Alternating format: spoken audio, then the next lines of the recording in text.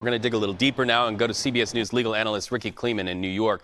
Rikki, you know the NYPD, and I've got to ask you about the words that were written on those shell casings. Deny, defend, depose. Listen, if that doesn't speak to motive, I don't know what does. But it also makes me think that this killer knows that police will figure out his identity. What's your read on that?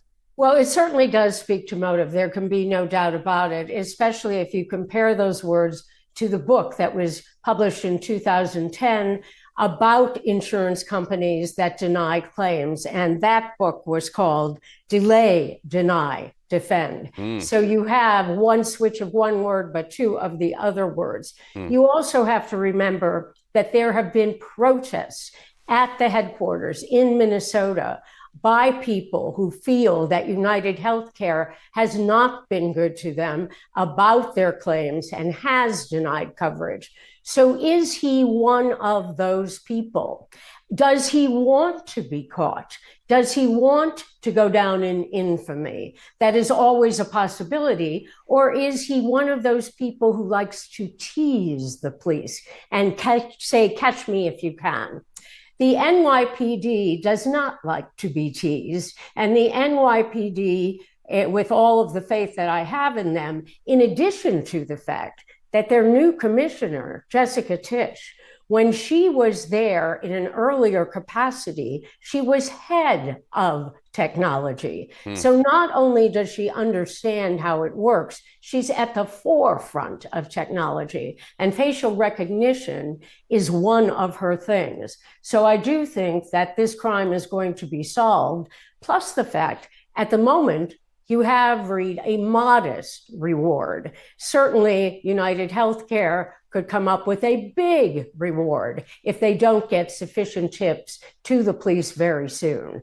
And there always are people who might just come forward because they're good citizens, but there are some people who will come forward because they know that there's money at the end of their coming forward. Right, and we're starting to see as you and I talked about yesterday, the surveillance video and especially that up-close shot of him without his mask.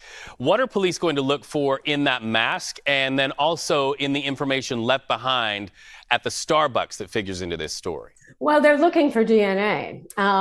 One of the things we know actually from watching a fictional television series that deal a great deal with forensics, let alone true crime documentaries that we see presented on cable, presented on networks, also presented on places like Paramount Plus, where you can look through facial recognition and it can go spinning through jillions of faces until they find a match.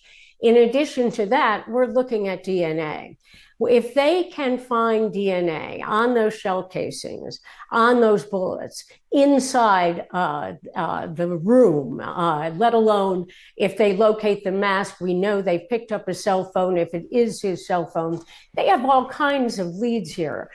People who say, well, they haven't found him in 24 hours, so he must just be gone. It doesn't matter if he's gone. They will find him. Rikki Klieman, a family planning a funeral, and a fascinating conversation once again here on CBS News 24/7. Thank you so much for your insight and your expertise.